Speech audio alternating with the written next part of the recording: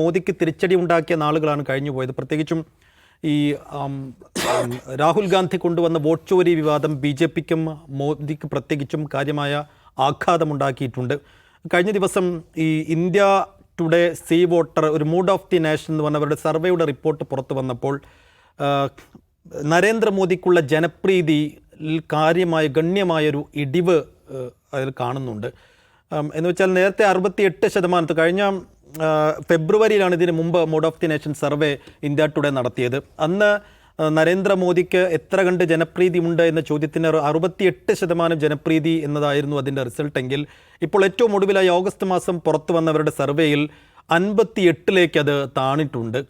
ഇനിയിപ്പോൾ സോഷ്യൽ മീഡിയയിലേക്ക് പോവുകയാണെങ്കിൽ ഈ വോട്ട് ചോരി വിവാദം കൂടി വന്നതിന് പിന്നാലെ രാഹുൽ ഗാന്ധിയുടെ ഫോളോവേഴ്സ്, അദ്ദേഹത്തിൻ്റെ ഒരു അക്സെപ്റ്റൻസ് അതിൽ ഗണ്യമായ വർധനവും, ആ വർധനവിനൊപ്പം ഈ നരേന്ദ്രമോദിയുടെ അക്സെപ്റ്റൻസും ഫോളോവേഴ്സിൻ്റെയും കാര്യത്തിൽ ഗണ്യമായ കുറവും കാണിക്കുന്നുണ്ട്. അപ്പോൾ ഈ ദേശീയ രാഷ്ട്രീയത്തിലും അന്തർദേശീയ രാഷ്ട്രീയത്തിലേക്കുമൊക്കെ മോദി എടുക്കുന്ന നിലപാടുകളുടെ പാളിച്ചയാണോ, അതോ ഈ രാഹുൽ ഗാന്ധി കൊണ്ടുവന്ന വോട്ട് ചോരി വിവാദം അടക്കമുള്ള കാര്യങ്ങളിൽ കുറെ കൂടി ജനങ്ങൾ അത് ശ്രദ്ധിക്കുന്നുണ്ട്, അല്ലെങ്കിൽ അത് ഫോളോ ചെയ്യുന്നുണ്ട്, അതിൽ കാര്യമുണ്ടെന്ന് ജനങ്ങൾ കരുതുന്നതിന് സൂചനയാണോ എന്നറിയില്ല. അപ്പോൾ ആ വിഷയമുണ്ടാവാൻ സംസാരിക്കുന്നത്. അജിംസി, മോദിക്കുള്ള തിരിച്ചടി അതിനെ ഒരു ചെറിയ കാലഘട്ടത്തിലേക്കുള്ള ഒരു കാര്യമായി കണ്ടാലും മതിയോ, സർവേയിലെ പാളിച്ചായി കാണണമോ, അതോ ഇതൊരു സ്ഥായിയായി നിലനിൽക്കുന്ന ഇപ്പോൾ പ്രതിപക്ഷത്തിൻ്റെ മുന്നേറ്റം കൊണ്ടൊക്കെ സംഭവിക്കുന്ന ഒരു ഗുരുതരമായ പരിക്ക് എന്ന രീതിയിൽ കാണണോ? അതായത് ഇന്ത്യയിലെ സർവേയെക്കുറിച്ച് ആദ്യം പറയാം. ഇന്ത്യയിൽ നടക്കുന്ന സർവേകൾ എത്രമാത്രം വിശ്വസനീയമാണെന്നുള്ള കാര്യത്തിൽ എനിക്ക് വ്യക്തിപരമായിട്ട് സംശയങ്ങളുണ്ട്. അതിൻ്റെ ഒന്നാമത്തെ കാരണം ഇതിൻ്റെ സാമ്പിളിങ്ങിൻ്റെ പ്രശ്നമാണ്. ഇപ്പോൾ ഇന്ത്യ 140 കോടി മനുഷ്യരുള്ളൊരു സ്ഥലമാണ്. 140 കോടി മനുഷ്യരുടെ അഭിപ്രായം അറിയാൻ വേണ്ടി എത്ര പേരുടെ സാമ്പിൾ എടുക്കണം എന്നുള്ളതാണ് സയൻറ്റിഫിക് ആയിട്ടുള്ള ക്വസ്റ്റനാണ്. 140 കോടി മനുഷ്യരുടെ അഭിപ്രായം അറിയണമെങ്കിൽ കുറഞ്ഞത് ഇപ്പോൾ ഇന്ന് നടക്കുന്നതിലെ സർവേകളിലെ ഏറ്റവും മികച്ച സാമ്പിളിംഗ് നടക്കുന്നത് ഈ ഇന്ത്യ ടുഡേയുടെ തന്നെയാണ്. ഇപ്പോൾ പുറത്തു വന്നിട്ടുള്ള ഇന്ത്യ ടുഡേ 25,000 പേരെന്നാണ് അവർ അവകാശപ്പെടുന്നത്. 54,000 ഉണ്ട്. അവരാണ് ഏറ്റവും കൂടുതൽ അവകാശപ്പെടുന്നത്. അത് അത്രയുണ്ടോയെന്ന് എനിക്കറിയില്ല. അപ്പോൾ അത്രയും പേരുണ്ടെങ്കിൽ അത് നമുക്ക് ഒരു മുഖവിലക്കെടുക്കാവുന്ന ഒരു കാര്യമാണ്. ഇനി അങ്ങനെ സാമ്പിൾ എടുത്താൽ തന്നെയും അവർ പുറത്തു വിടുന്ന കണക്കിനെക്കുറിച്ചും എനിക്ക് സംശയമുണ്ട്. അവർ സാമ്പിൾ എടുത്ത ആ അഭിപ്രായം തന്നെയാണ് പുറത്തു വിടുന്നതെന്ന് എനിക്കറിയില്ല. അതിൻ്റെ കാരണം ഇന്ത്യ ടുഡേ ഒട്ടും ന്യൂട്രലായിട്ട് ഒരു പൊസിഷനുള്ള ഒരു മാധ്യമമല്ല. കാരണം ഇന്ത്യ ടുഡേയുടെ ഗ്രൂപ്പിൽ തന്നെ നമ്മൾ ആലോചിച്ചു. ഇപ്പോൾ ഇന്ത്യ ടുഡേ മാഗസിനെ കുറിച്ചല്ല പറഞ്ഞത്, അവരുടെ television, India today English channel, Aaj Tak, ഇതൊക്കെ എത്രമാത്രം ബയസ്ഡ് ആയിട്ടുള്ളൊരു ചാനലാണ്. അവർ തന്നെ എങ്ങനെയാണ് വാർത്തകളെ കൈകാര്യം ചെയ്യുന്നത്. അപ്പോൾ അവർ ഇപ്പോൾ മോദിയുടെ റേറ്റിംഗ് കുറയുന്നു എന്നൊക്കെ ഒരു സർവേ കൊടുക്കാൻ അവർക്ക് ധൈര്യം ഉണ്ടെന്നുള്ള കാര്യത്തിൽ എനിക്ക് സംശയമുണ്ട്. കാരണം അവരുടെ തന്നെ ഇപ്പോൾ അരുൺ പൂരിയാണല്ലോ ഇന്ത്യ ടുഡേ ഗ്രൂപ്പ് തുടങ്ങിയത്. അവരുടെ പ്രധാനപ്പെട്ട ആളെന്ന് പറഞ്ഞാൽ അദ്ദേഹത്തിൻ്റെ മകൾ കാളി പൂരിയാണ്. അപ്പോൾ അവരൊക്കെ മോദി സ്തുതിപാഠകരായിട്ടുള്ള ആൾക്കാരാണ്. അവർക്ക് ഇനി മോദിയുടെ സർവേ റേറ്റിംഗ് കുറയുന്നു എന്നൊക്കെ സർവേ കൊടുക്കുക ഞാൻ വിശ്വസിക്കുന്നില്ല. അതിൻ്റെ ക്രെഡിബിലിറ്റിയിലാണ് എനിക്ക് സംശയം. ഇനി ആ സർവേ തന്നെ പറയുന്നത് എന്താണ്? ആ സർവേ തന്നെ പറയുന്നത് ഇപ്പോഴും മോദി തന്നെയാണ് ഏറ്റവും സ്വീകാര്യനായ പ്രധാനമന്ത്രി സ്ഥാനാർത്ഥി എന്നാണ്. അതേസമയം അതിൻ്റെ ഇടിവുണ്ടായിട്ടുണ്ടെന്ന് പറയുന്നു. അപ്പോൾ ഈ സർവേ ആക്ച്വലി എന്താണ്? യഥാർത്ഥത്തിലുള്ള ജനങ്ങളുടെ അഭിപ്രായത്തിൻ്റെ പ്രതിഫലനമാണോ, അതല്ല അവരൊരു മൂഡ് ഓഫ് ദ നേഷൻ മനസ്സിലാക്കിയിട്ട് ഇറക്കിയ സർവേ ആണെന്നുള്ളതാണ് എനിക്ക് സംശയം. ഇപ്പോൾ ഒരു ഉദാഹരണത്തിന് വോട്ടർ അധികാര യാത്ര നടക്കുകയാണ്. വോട്ടർ അധികാര യാത്രയുടെ ഏറ്റവും സ്വീകാര്യത നമ്മൾ കാണുന്ന എവിടെയാണ്? അത് ഇൻസ്റ്റാഗ്രാമിലും യൂട്യൂബിലും ഫേസ്ബുക്കിലാണ്. നമ്മൾ ഇൻസ്റ്റാഗ്രാമിൽ നോക്കിക്കഴിഞ്ഞാൽ രാഹുൽ ഗാന്ധിയുടെ കണ്ടൻറ്റ്, രാഹുൽ ഗാന്ധിയുടെ വീഡിയോകൾക്ക് വലിയ തോതിലുള്ള ട്രാക്ഷനാണ്. വേറെ ഒരാളുടെയും, ഏതെങ്കിലും സിനിമാ നടൻ്റെയോ, ഇന്ത്യയിലെ ഏതെങ്കിലും സിനിമാ നടൻ്റെയോ അല്ലെങ്കിൽ രാഷ്ട്രീയ നേതാവിൻ്റെയോ ഏതെങ്കിലും സെലിബ്രിറ്റിയുടെയോ കണ്ടൻറ്റുകൾക്കല്ല ഏറ്റവും കൂടുതൽ സ്വീകാര്യതയുള്ള കണ്ടൻറ്റ് രാഹുൽ ഗാന്ധിയുടെയാണ്. അപ്പോൾ രാഹുൽ ഗാന്ധിയും കോൺഗ്രസും കഴിഞ്ഞ കുറേ നാളുകളായിട്ട്, ഇപ്പോൾ കഴിഞ്ഞ ലോക്സഭാ തെരഞ്ഞെടുപ്പിനും അതിന് തൊട്ട് മുമ്പും വലിയ തോതിലുള്ള സോഷ്യൽ മീഡിയ ട്രാക്ഷൻ ഉണ്ടാക്കുന്നുണ്ട്. അതിനപ്പുറമാണ് ഈ വോട്ടർ അധികാര യാത്രയുടെ കണ്ടൻറ്റിന് കിട്ടുന്ന സ്വീകാര്യത.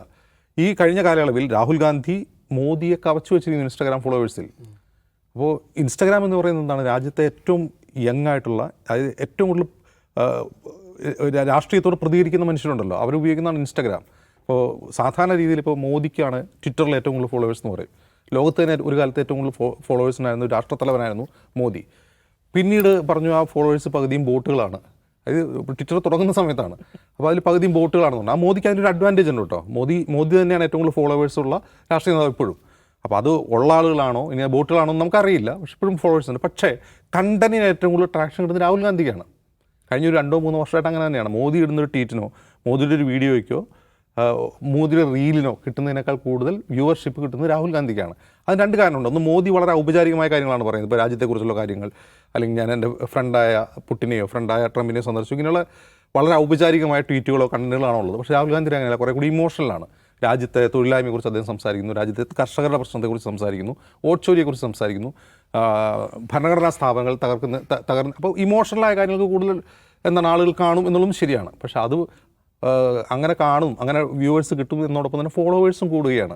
അതിനർത്ഥം രാഹുൽ ഗാന്ധി പറയുന്ന കാര്യങ്ങൾക്ക് സാമാന്യ ജനങ്ങൾക്കിടയിൽ സ്വീകാര്യത കിട്ടുന്നുണ്ടെന്നുള്ളതാണ്. അപ്പോൾ ഈ ട്രെൻഡ് മനസ്സിലാക്കിയതിന് ശേഷമാണ് ഞാൻ പറയുന്നത് വോട്ടർ അധികാര യാത്ര തുടങ്ങി, അത് ജനങ്ങൾ ഏറ്റെടുത്ത് ജനങ്ങൾ അതിനോട് പ്രതികരിച്ച് തുടങ്ങിയ ശേഷമാണ് ഈ സർവേ പുറത്തു വന്നത്. വോട്ടർ അധികാര യാത്രയുടെ ഒരു പോക്ക് കാണുന്ന ഒരു സാധാരണ മാധ്യമങ്ങൾ നിരീക്ഷിക്കുന്ന ഒരു മനുഷ്യന്, പത്രവായനക്കാരന് മനസ്സിലാവും ഇത് ജനങ്ങളിൽ ഹിറ്റ് ചെയ്യുന്നുണ്ടെന്ന് മനസ്സിലാവും. സ്വാഭാവികമായിട്ട് അതനുസരിച്ചായിരിക്കും സർവേ ഉണ്ടാവുക. അങ്ങനെ ഒരു കണ്ടീഷൻഡ് സർവേയാണ് ഈ പുറത്തുനിന്നാണ് എനിക്ക് പേഴ്സണലി എനിക്ക് തോന്നിയിട്ടുള്ളത്. അതിനപ്പുറം സാമൂഹിക മാധ്യമങ്ങളിലെ ഈ ഒരു ട്രാഫിക് കാണുമ്പോൾ നമ്മൾ മനസ്സിലാക്കേണ്ടത്, മുമ്പ് 2019 മുമ്പുണ്ടായിരുന്ന രാഹുൽ ഗാന്ധി അല്ല, 2019 ശേഷവും 2024 പ്രത്യേകിച്ചും 2024 ലോക്സഭാ തെരഞ്ഞെടുപ്പിന് ശേഷമുള്ള രാഹുൽ ഗാന്ധി, പ്രത്യേകിച്ചും ഇന്ത്യ മുന്നണി ഉണ്ടായതിനു ശേഷമുള്ള രാഹുൽ ഗാന്ധിക്ക് വലിയ സ്വീകാര്യതയുണ്ട്. അദ്ദേഹത്തിന് വലിയ തോതിൽ അദ്ദേഹം പറയുന്ന കാര്യങ്ങൾക്ക് വിശ്വാസ്യതയുണ്ട്, അദ്ദേഹം പറയുന്ന കാര്യങ്ങൾ ജനങ്ങളിലേക്ക് എത്തുന്നുണ്ട്. ഇതിന് തെളിവാണ് ഇപ്പോൾ ഈ വോട്ട് ചോരിയെക്കുറിച്ച് അദ്ദേഹം നടത്തിയ ആ വാർത്താ സമ്മേളനം ഉണ്ടല്ലോ, വളരെ മഹാദേവ്പുരയിലെ കണക്കുകൾ വെച്ച്. ആ വാർത്താ സമ്മേളനത്തിൻ്റെ ക്ലിപ്പുകൾ ഈ സോഷ്യൽ മീഡിയയിൽ അങ്ങോട്ട് നിറയാൻ തുടങ്ങിയ ഒരു സമയത്ത് ANI അമിത്ഷായുമായി ഒരു ഇൻ്റർവ്യൂ നടത്തി. അപ്പോൾ ANI എഡിറ്റർ സ്മിത പ്രകാശാണ് ചോദിക്കുന്നത്, രാഹുൽ ഗാന്ധി പറഞ്ഞ കാര്യങ്ങൾ ഇങ്ങനെ വലിയ തോതിൽ സാമൂഹ്യ മാധ്യമങ്ങളിൽ സെലിബ്രേറ്റ് ചെയ്യപ്പെടുന്നുണ്ടല്ലോ. അപ്പോൾ അതിന് അമിത്ഷാ പറഞ്ഞ മറുപടി, അത് പ്രോഗ്രാം മാനേജ്മെൻറ്റാണ്, അത് അവരൊരു പ്രതീതി സൃഷ്ടിക്കുകയാണ്, ഒരു തെറ്റായ പ്രതീതി സൃഷ്ടിക്കുന്നതാണ്. ഞങ്ങൾ ജനങ്ങളോട് നേരിട്ടാണ് സംസാരിക്കുന്നത്, അതിനൊപ്പം അവർക്ക് കഴിയില്ല. ഇതേ അമിത്ഷാ മുമ്പ് ജയ്പൂരിൽ 2019 മുമ്പാണ് ജയ്പൂരിൽ നടത്തിയ BJP പ്രവർത്തകരുടെ ഒരു ഡിജിറ്റൽ മീറ്റുണ്ട്. ഈ ഐ ടി സെൽ ആളുകൾക്ക് വേണ്ടി നടത്തിയൊരു മീറ്റിൽ പ്രസംഗം പിന്നീട് വൈറലായിരുന്നു. അതായത് അദ്ദേഹം പ്രസംഗിക്കുന്നത് ഇങ്ങനെയാണ്: മുലായം സിംഗ് യാദവിനെ അഖിലേഷ് യാദവ് തല്ലി എന്നൊരു വിവരം നമ്മൾ ഒരു ഗ്രൂപ്പിലിട്ട് കൊടുത്തു. നിമിഷങ്ങൾ കൊണ്ട് അത് രാജ്യം മുഴുവൻ നിറഞ്ഞു. ആളുകൾ വിശ്വസിച്ചു, അഖിലേഷ് യാദവ് അച്ഛൻ മുലായം സിംഗിനെ തല്ലി എന്ന വിവരം വിശ്വസിച്ചു. ഇങ്ങനെ ചെയ്യാൻ കഴിയുന്നൊരു പാർട്ടിയാണ് നമ്മൾ എന്ന് പറഞ്ഞ അമിത്ഷായാണ് പറയുന്നത്. എന്ത് പറയുന്നത്? കോൺഗ്രസും രാഹുൽ ഗാന്ധിയും പ്രതീതി സൃഷ്ടിക്കുകയാണ്, പ്രോഗ്രാം മാനേജ്മെൻറ്റ്. അപ്പോൾ കണക്കായിപ്പോയി. അതാണ്, അതായത് അമിത്ഷാ പറയുന്നത് അവരാണ് ഈ പ്രതീതി സൃഷ്ടിക്കുന്നത്. തെറ്റായ വിവരങ്ങൾ നൽകി പ്രതീതി സൃഷ്ടിക്കുകയാണെങ്കിൽ ഇവരും ആ പണി എടുക്കുകയാണ്. തെറ്റോ ശരിയെന്നുള്ള മറ്റൊരു കാര്യം, ആളുകളിലേക്ക് ഒരു നറേറ്റീവ് സെറ്റ് ചെയ്യാൻ അവർ കഴിയുന്നു. അത് അമിത്ഷാ അംഗീകരിക്കുകയാണ്. അതിനർത്ഥം ഈ പോപ്പുലാരിറ്റി റൈസ് അത് BJP അക്നോളജ് ചെയ്യുന്നുണ്ട്, അവരത് മനസ്സിലാക്കുന്നുണ്ട്. അതിൻ്റെ പ്രതിഫലനമായിട്ടാണ് ഞാൻ ഇന്ത്യ ടുഡേ സർവേ കാണുന്നത്. ദാവ്സാബ് എങ്ങനെയാണ് ഈ സർവേ കാണുന്നത്? എനിക്ക് അജിംസിൻ്റെത് വളരെ ഒരു ഇൻട്രസ്റ്റിംഗ് ഒബ്സർവേഷനായിട്ടാണ് തോന്നിയത്. ഓഫ് കോഴ്സ് ഈ പറയുന്ന ഈ സാമ്പിൾ സർവേസിന് അതിൻ്റെതായ പ്രശ്നങ്ങൾ നിശ്ചയമായിട്ടുണ്ട്. ഇപ്പോൾ 54,000 ആളുകളെ 140 കോടിയുള്ള ഒരു പോപ്പുലേഷന് 54,000 ആളുകളുടെ അഭിപ്രായം എടുത്തിട്ട് നമ്മളൊരു നിഗമനത്തിലെത്തുക എന്ന് പറയുന്നതിൽ പ്രശ്നമുണ്ട്. പക്ഷേ അതിന് ഈ ഡാറ്റാ സയൻറ്റിസ്റ്റുകൾ പറയുന്ന വേറെ ചില ഡിഫറൻസ് ഉണ്ട്. കാരണം ഓരോ സാമ്പിളിനെയും പിക്ക് ചെയ്യുന്നതിൽ ഭയങ്കരമായിട്ടുള്ള റെപ്രസെൻറ്റേറ്റീവ് വാല്യൂ ഉണ്ടാവും എന്നൊക്കെയുള്ള ഒരു ഇത് വെച്ചിട്ടാണ് അതൊരു വേറെ സയൻസാണ്. എനിക്ക് അങ്ങനെ അനുഭവമില്ല. അപ്പോൾ എനിവേ ഇങ്ങനെ സർവേ വന്നു. ഇതിൽ ഇപ്പം ഇതിൽ പോയിൻ്റ് ഇതാണ്: നരേന്ദ്രമോദിയുടെ ഈ റേറ്റിംഗ് പബ്ലിക് അപ്രൂവൽ റേറ്റ് കുറയുന്നു എന്നുള്ളതാണ്. അപ്പോൾ ഇപ്പോൾ 58% അല്ലേ, 58% കാണിക്കുന്നത്. 2020 70% ഉണ്ടായിരുന്നു കാണാം. അപ്പോൾ ആ നിലക്ക് നരേന്ദ്രമോദിയുടെ റേറ്റിംഗ്സ് കുറയുന്നു. അപ്പോൾ അത് നോക്കൂ, വേറെ നിലക്കൊരു സന്ദേശമാണ്, അപ്പോഴും 58 ഉണ്ട് കേട്ടോ എന്നുള്ളൊരു സംഗതിയുണ്ട്. അപ്പോൾ അതുകൊണ്ട് തന്നെ അതൊരു ക്യൂറേറ്റഡ് സർവേയാണ്. സർവേ ക്യൂറേറ്റഡ് ആവില്ല, സർവേ റിസൾട്ട് ക്യൂറേറ്റഡ് ആകാം. അങ്ങനെ ഒരാൾ വിചാരിക്കാൻ കുറ്റം പറയാൻ പറ്റില്ല. പക്ഷേ ഇതിൽ എനിക്ക് വേറെ ചില ഇൻട്രസ്റ്റിംഗ് ആയിട്ടുള്ള ചില ഡാറ്റ എന്താണെന്ന് വെച്ചിട്ടുണ്ടെങ്കിൽ, അത് എന്നാൽ interesting in the sense inconsistent എന്ന് പറയാവുന്നൊരു സംഗതി ഉണ്ട്. 48% റെസ്പോണ്ടൻസ് പറഞ്ഞിരിക്കുന്നത് എന്താ അറിയോ, അവർ ഇന്ത്യൻ ഡെമോക്രസി ഇൻ ഡേഞ്ചർ എന്ന് വിശ്വസിക്കുന്നു. ഇഫ് ഇറ്റ് ഈസ് ട്രൂ, വലിയൊരു സംഭവമാണ് അത്. Around half of the population they believe അവർ ഡെമോക്രസി ഇസ് ഇൻ ഡേഞ്ചർ. പക്ഷേ അതിലൊരു പ്രശ്നം എന്താ അറിയോ, ഇതേ സർവേയുടെ തന്നെ ഭാഗമായിട്ടുള്ളൊരു ഇതാണ്. 64% ആളുകൾ വിചാരിക്കുന്ന എന്താ അറിയോ, എലക്ഷൻസ് എല്ലാം ഫ്രീ ആൻഡ് ഫെയർ ആണെന്നുള്ളതാണ്. ഇതെങ്ങനെ ശരിയാവുന്നുള്ള പ്രശ്നമുണ്ട്. 64% വിചാരിക്കുന്നു എലക്ഷൻസ് ഫ്രീ ആൻഡ് ഫെയർ ആണ് എന്നുള്ളത്. അല്ല, ഇതിൻ്റെ സാമ്പിളിങ് വോട്ട് ചോരിയുടെ ഒക്കെ മുന്നെടുത്തതായിരിക്കുമോ? അല്ല, ഈ ഓഗസ്റ്റ് 30 വരെയുണ്ട്. ജൂൺ മുതൽ ജൂൺ, ജൂലൈ, ഓഗസ്റ്റ് കൃത്യം ഡേറ്റ് എനിക്കറിയില്ല. ഓഗസ്റ്റ് എനിവേ അത് അതിനകത്തുണ്ട്. SIR-നെ കുറിച്ച് ചോദ്യമുണ്ട്. SIR-നെ കുറിച്ചുള്ള അതിൻ്റെ റെസ്പോൺസ് എങ്ങനെയാണെന്ന് വെച്ചാൽ 58% they say SIR is good എന്നുള്ളതാണ്. ഇത് ക്ലീനപ്പ് ചെയ്യാൻ SIR വേണമെന്നാണ് ഇവർ 58% വിചാരിക്കുന്നത്. അപ്പോൾ ഇതിലൊരു ഇൻകൺസിസ്റ്റൻസി ഉണ്ട്, ഒരു ചേരായി ഉണ്ടല്ലോ. അതാണ് 48% ഡെമോക്രസി ഇൻ ഡേഞ്ചറാണ് എന്ന് റെസ്പോണ്ട് ചെയ്യുന്നു. പക്ഷേ അതേ ആളുകൾ തന്നെ എന്താണ്, നമ്മുടെ എലക്ഷൻസ് എല്ലാം ഫ്രീ ആൻഡ് ഫെയർ ആണ് എന്ന് വിചാരിക്കുന്നു. 58% അങ്ങനെ SIR ഫൈനാണെന്ന് വിചാരിക്കുന്നു.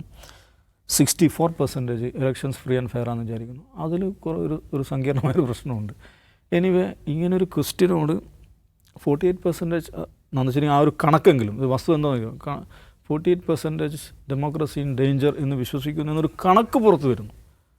അത് വളരെ പ്രധാനമാണ്. ഇന്ത്യ മുമ്പൊന്നും അങ്ങനെ ഒരു കണക്കൊന്നും പുറത്തു വരില്ല. നമ്മൾ ഡെമോക്രസി തന്നെ ലോകത്തെ ഏറ്റവും മഹാ ഡെമോക്രസിയാണെന്നൊക്കെ ഉള്ളതാണ് വരിക. അപ്പോൾ ഇതിൽ ഓക്കെ, ഒരു എന്താണ്, ഒരു സിംഗിൾ ലീഡർ എന്നുള്ള നിലയ്ക്ക് മോഡി തന്നെയാണ് ഇന്ത്യയിൽ ഏറ്റവും പ്രധാനപ്പെട്ട ഒരു ലീഡർ എന്നുള്ള കാര്യത്തിൽ സംശയമില്ല. ഒരു പാൻ ഇന്ത്യൻ വൈഡ് പോപ്പുലാരിറ്റി ഉള്ള ഒരാളായിട്ട് സൗത്ത് ഇന്ത്യയിൽ നിൽക്കുമ്പോൾ നമുക്ക് അത്ര എന്താണ് അതങ്ങോട്ട് ഉൾക്കൊള്ളാൻ പ്രയാസമുണ്ടെങ്കിലും ഒരു നോർത്ത് ഇന്ത്യൻ കോൺഗ്രസ്സിൽ, ഒരു പാൻ ഇന്ത്യൻ കോൺഗ്രസ്സിൽ എടുക്കുമ്പോൾ മോഡി ഒരു single most sought after leader എന്നുള്ള നിലയ്ക്ക് അദ്ദേഹം ഉണ്ട് വളരെ. പക്ഷേ നിശ്ചയമായിട്ടും രാഹുൽ ഗാന്ധി വളരെ വലിയ തോതിൽ ആ ഒരു ഇതിലേക്ക് വരുന്നുണ്ട്.